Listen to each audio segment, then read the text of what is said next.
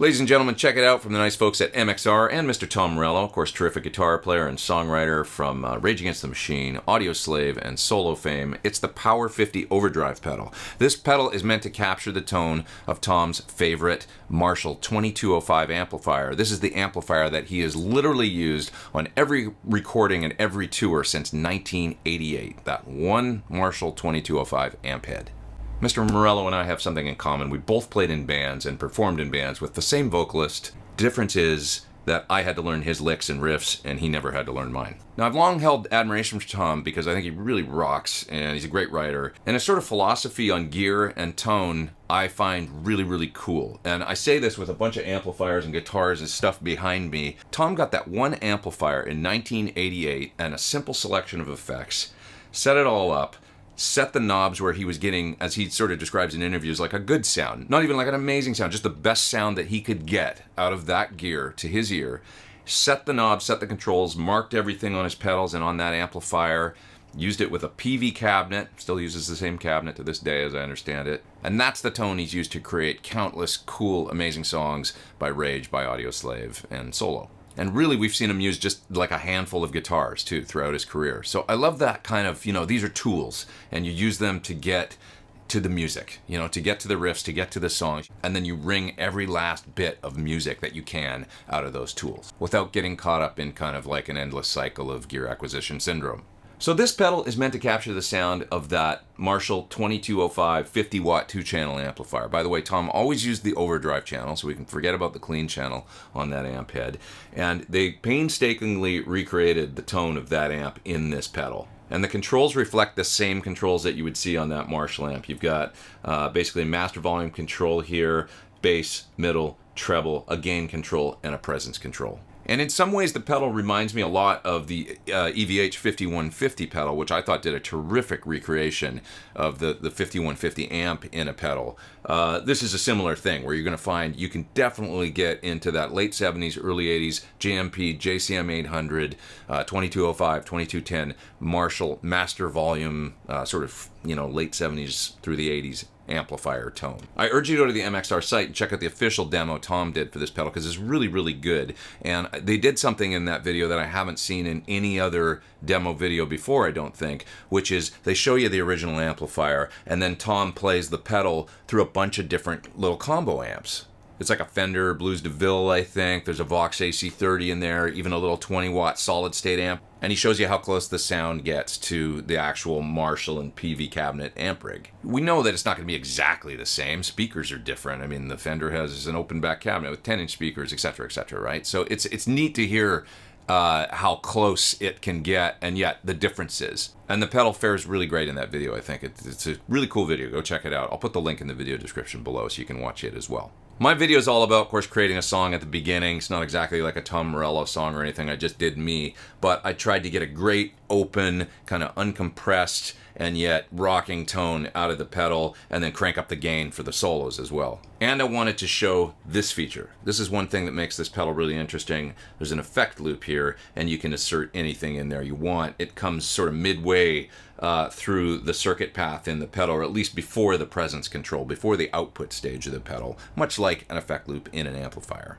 So a unique thing about Tom is that he runs basically all of his effects in the effect loop of that Marshall amplifier, including wah, including like phase 90.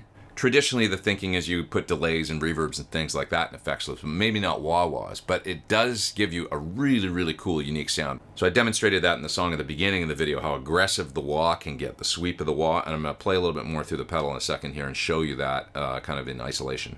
And I'll also play a little bit more through the pedal, turn the knobs and stuff like that so you can see what the controls do. Okay, let's check out some sound examples. Here we go.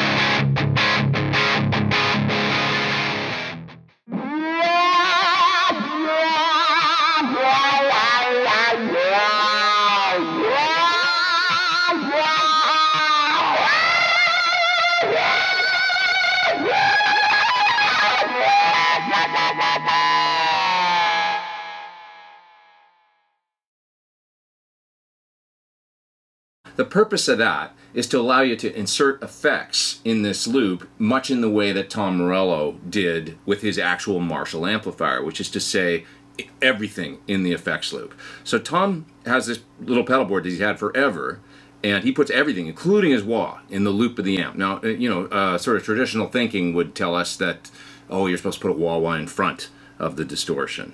But of course, rules are meant to be broken, and Tom's a great example of that, musically, songwriting, guitar sounds wise, everything, right? So he did that. He put the wah in the loop, and it has a very, very different sound when you do that. And I'm going to show you what it sounds like compared to being with a wah in front in the traditional fashion. So I have two wahs on the floor right now. One of them's a Dunlop John Petrucci wah, which is a really cool sounding wah. I've got that in the effect loop of the pedal. That's what you heard me use on the first melody part on that song at the beginning of the video. I've also got a Dunlop Mini Wah that's running in front of the pedal right now, kind of traditionally, like you would want to run a wah in front of distortion, in front of overdrive pedals, in front of your amplifier, that kind of thing.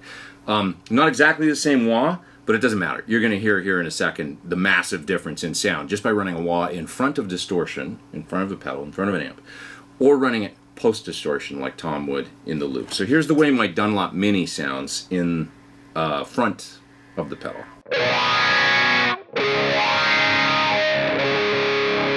Let's listen to it all the way on the tail end of the sweep. And all the way out.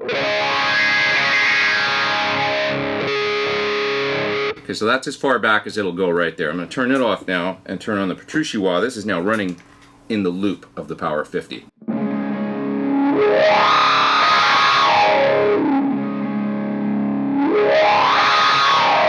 Right? So it has that sound, and it's that distinctive sound that he got on all those great tracks that he did using the wah in this fashion. It's almost like opening up a filter, like in electronic music when you hear the filter close down, and that extreme filter closes all the top end down. So like...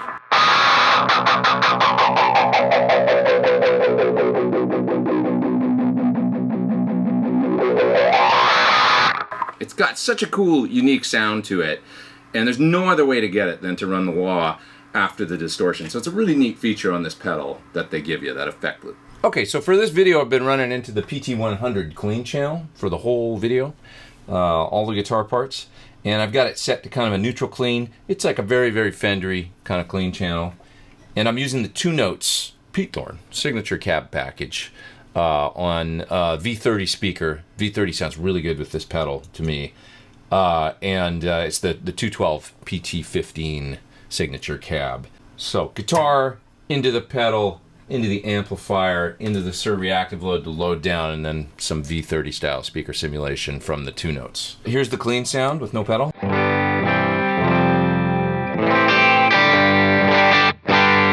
There's a little hint of grind there. If I was to go to like single coils, it'll clean right up.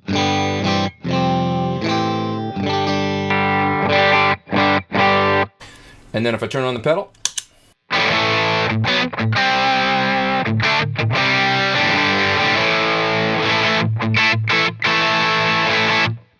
and that's about where I had the gain set for the rhythm sounds on the song at the beginning of the video. I wasn't using too much more than that. And it just does that kind of late 70s through late 80s Marshall master volume style crunch.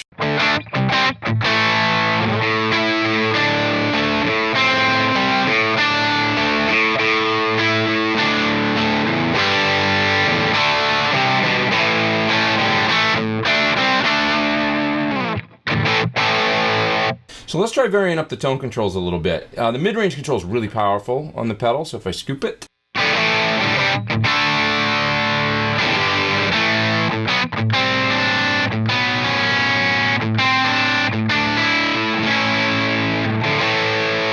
or if I boost it a bit, it's nice for leads to boost it.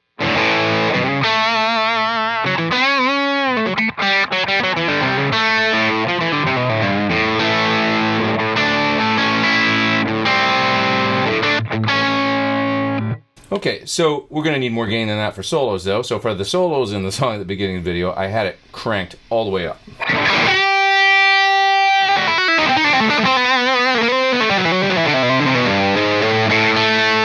So plenty of gain there for your lead stylings.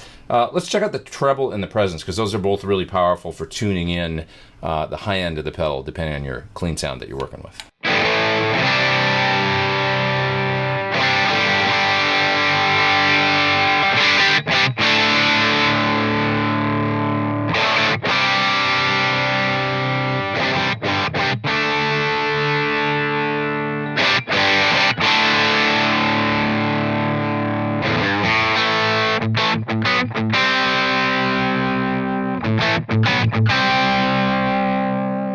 So you can see I turned up the bass there, and you can see why I kind of have it dialed back to about ample bass. So like 1030 or something, you know, is plenty to me on this particular pedal.